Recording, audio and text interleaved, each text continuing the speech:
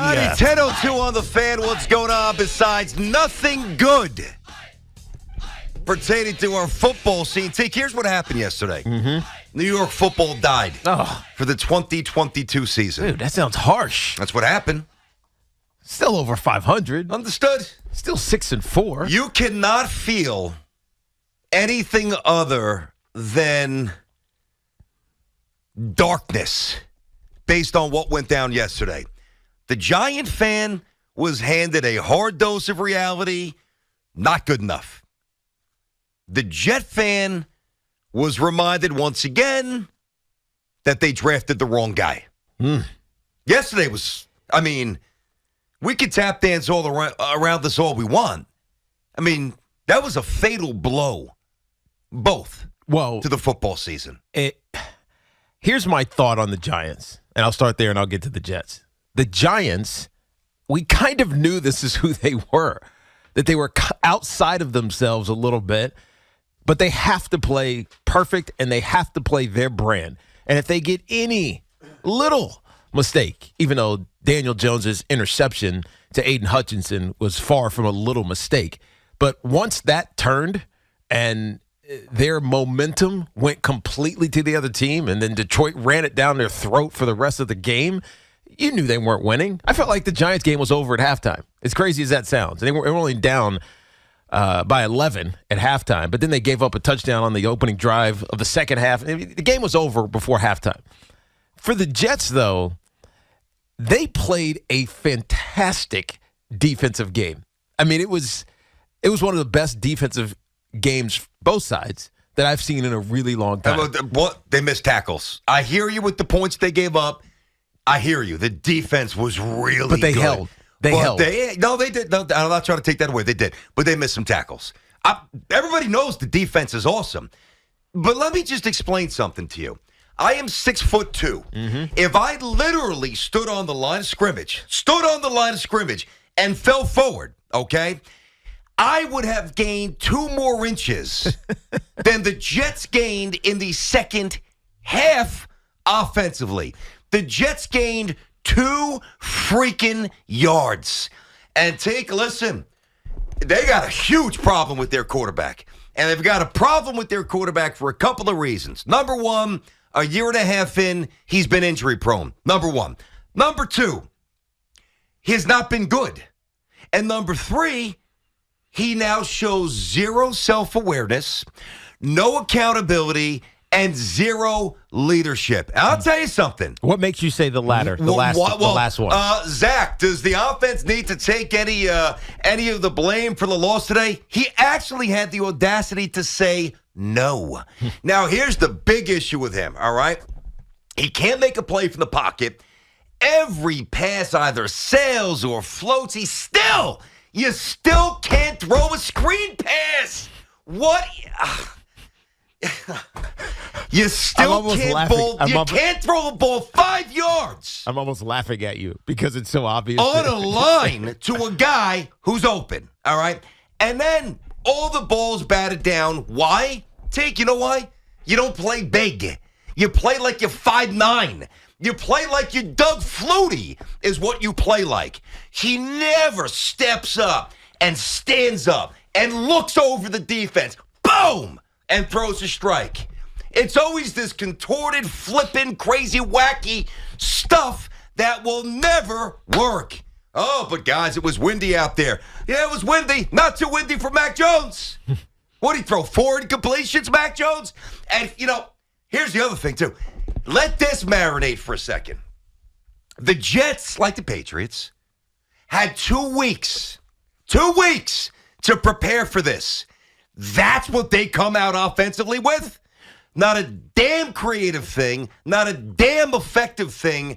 Now, I know listen, this is what happens with me on Mondays. Take it or leave it. I'm never going to apologize. I really don't care what anybody thinks. I'm a Jets fan, and if I'm jumping around, tough, all right?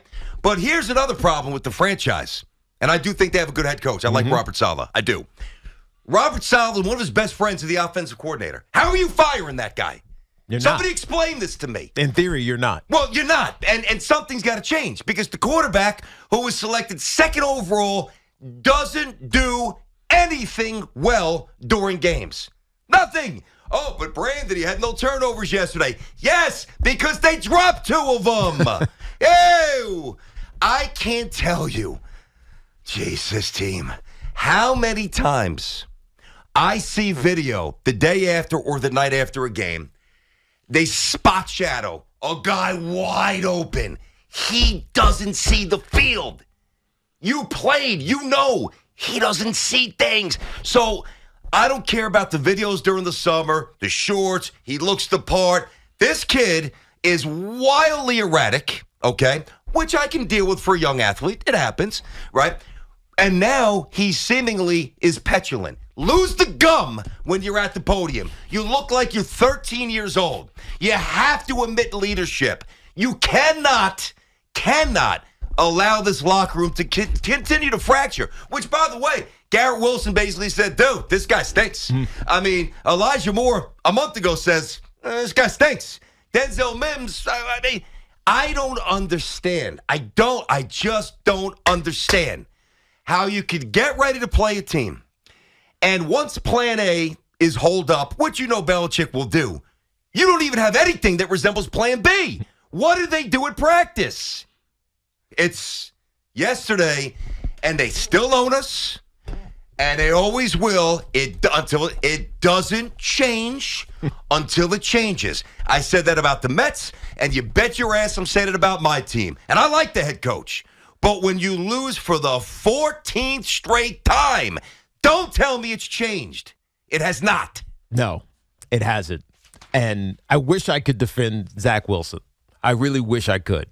And I tried to by going back and looking at all 22 of his passes. And everything that you said is kind of true. And the reason that he misses some of these throws is because he doesn't know where he's supposed to throw the football. So it's prep as well as lack of execution. Mm-hmm. And you end up making mistakes when you end up guessing on game day. If you're guessing on game day, like you don't know where it's going to go given what's happening at the snap of the football, bad things are going to occur. And that's what's happening. So I wish I could defend Zach Wilson because there's nothing to defend. I think he can. We're reacting to what he's showing us. But I think he can be okay. Great. Get there. I think he has to mature. And I mean that mature on the bench. I mean that as a football player. Yes. I mean that as a football player, but also as the leader. Nah, you're right. Right? You're not wrong. And maturation as a football player, it takes time. It's a different game. It'll take long for Jalen Hurts. No, you're right. Take that long for Justin Fields. You're right. It'll take that long for Mac Jones. Yeah, or Joe Burrow. Or these other guys. Or Herbert. Without even receivers half the time that he plays, he's still terrific. But BT, you remember last week where my focus was on this game. My focus in on this game was the coaching. Yeah. It was absolutely the preparation of Zach Wilson going into what you knew was going to be a highly game-planned defensive attack by the Patriots. Because that's what they do. But even if their game plan was on point, now the results very well may have been different, he just does too many things mechanically wrong. No, you're right about that. So even when he has a good game, it's almost as if it's a reprieve from the inevitable. The guy can't throw a screen pass still. Well, he gets... What do I say about that? Well, to me, how do I defend the quarterback who can't throw a screen? You can't because he gets lazy. He's getting lazy in the moment where he has to make a play. Well, then that's just that's a problem in itself. But that's football maturity. That's what you're waiting for if you're a Jet fan. The problem, and we've said this many times, is that this defense is ready to win now. This is a we can win the division, we can get into the postseason defense. It is not that way offensively, and it's I'm not saying solely because they did give up 4 sacks in this game, and he was pressured a lot. A couple of those, throwaways, the incompletions were because he was, running as soon as he got back to his depth. So it's not all Zach Wilson, but primarily it is Zach Wilson not at the mature enough level to lead this team yet. 877-337-6666. Tiki and Tierney on the Fan inside of our Town Fair Tire studio. Our friends at Town Fair remind you that you always get the guarantee lowest price on name brand tires from Connecticut to Maine. Nobody beats Town Fair Tire. Nobody. I gave you the example, like if I just stood on the line of scrimmage and fell forward, I would have had 2 more inches of offense than the Jets did in the second half. It's almost inconceivable. It really, another way to look at it, and now I got to tell you something about the Giants, that that's just the reality of where they are. Another thing is, like, if you're in the batter's box and you hit a ground ball to second and you trip and fall, there would be the additional 84-ish feet from home to first, which is 90 feet.